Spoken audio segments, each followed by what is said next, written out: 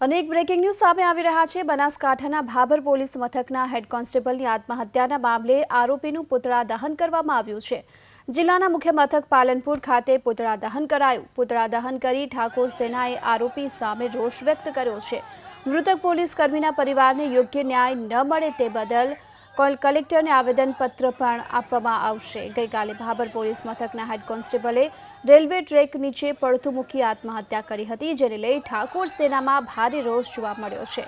આ મામલે મૃતક પોલીસ કર્મીની સુસાઇડ નોટની આધારે ફરિયાદ નોંધાઈ છે, જેમાં ભાભર નગરપાલિકાના પ્રમુખ વૈકુંઠરામ ઠક્કર, ઉપપ્રમુખ, પૂર્વ પ્રમુખ તેમજ વાવ પંથકના અગ્રણી એવા ગેનીબેન ઠાકોર, ભાભર પીએસઆઈ સહિત કુલ 8 લોકો સામે ફરિયાદ નોંધવામાં આવી છે। આ અંગે વધુ માહિતી માટે જોડાઈ ચૂક્યા છે અમારા સંવાદદાતા જયેશ ચૌધરી।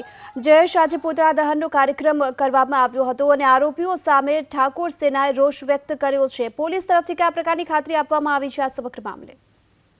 ચોક્કસથી આપને જણાવી દઉં કે બનાસકાંઠા જિલ્લામાં જે પ્રકારે ગઈકાલે ભાભરમાં જે હેડ કોન્સ્ટેબલની આત્મહત્યાનો જે બનાવ બન્યો છે, જેને લઈને આજે ક્ષત્રિય ઠાકોર સેના દ્વારા ભાભર છે, દિયોદર છે તેમજ પાલનપુરના જે મુખ્ય મથક છે ત્યાં કલેક્ટરને આવેદનપત્ર આપવામાં આવ્યું છે। જિલ્લા પોલીસ વડાને પણ આવેદનપત્ર આપવામાં આવ્યું છે। શહેરના મુખ્ય મથકના ગુરુ નાનક ચોકમાં પુતળા દહન પણ કરવામાં આવ્યું હતું, જેને લઈને પોલીસે પણ સંપૂર્ણપણે બાહેધરી આપી છે કે તમામ આરોપીઓ છે તેમને ટૂંક સમયમાં પકડવામાં આવે છે।